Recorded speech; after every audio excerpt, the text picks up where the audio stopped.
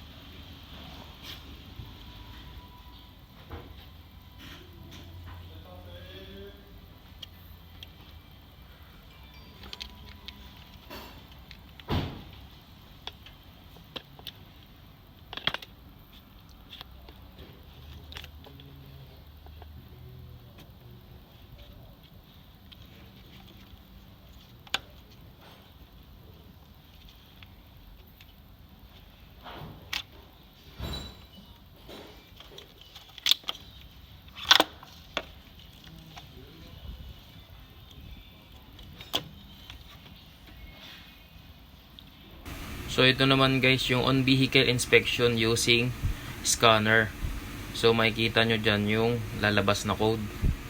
Tapos ito yung paano siya tatanggalin. At ito naman yung inspection during natanggal nyo na siya. So gagawin natin yung unang process ng checking. Kahit ka din. Bagay, hindi ka naman nakatulog na maayos.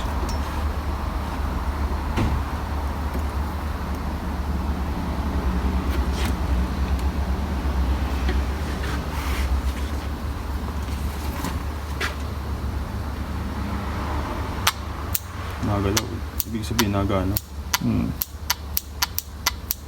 Ang problema nun sa supply.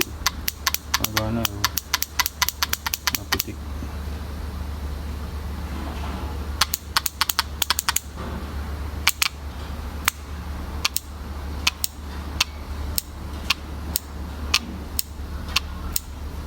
Sabihin buo to, no? Buo yan. So yung guys, no, check natin yung OCB, yung resistance. So pwede kang mag-direct, pwede mo rin lagyan ng wire para hindi ka mahirapan. Yan, kapitan natin ng wire. Yan. Yan, tapos kakalibrate muna natin yung tester natin. Titingnan muna natin kung gumagana. Okay, so naka times 1 tayo. Naka times 1 tayo guys. Then calibrated na siya sa 0. Okay, pwede na natin siyang i-test. Positive. Yun. So pumalo siya ng 7 5, 6, 7 8, 9. So nandyan siya sa 7. So ibig sabihin pasok siya kasi ang tolerance niya is 6 to 7 ohms. Pasok siya, buo siya guys, buo. Okay, yun lang. Sharing is caring. God bless. So nakita natin guys, no, doon sa dalawang test na ginawa natin is parehas silang okay. Sa ohms is pasok siya. Then nung inactive test natin siya, sinuplayan natin is gumagalaw naman talaga siya. So, napag-worry namin na hindi yung actuator ang may problema. So, hinanap ko yung strainer niya bago ko ikabit yung solenoid. Wala siya sa loob. So, nasa harapan siya ng makina, nandun yung strainer niya. Yun nang nilinis ko, hindi ko na napakita dito. Nilinis ko yun guys. Tapos, pagkalinis sa pagkalinis, saka namin kinabit ulit. yun, naging okay na. Nabura na yung check engine. Kasi nung hindi namin pa nalilinis yun, hindi mawala-wala yung check engine. Kaya napagtanto ko na hindi yun yung problema, yung actuator, yung mismong solenoid, yung mismong strainer. Kaya yun lang guys, charge to experience. Ganyan talaga.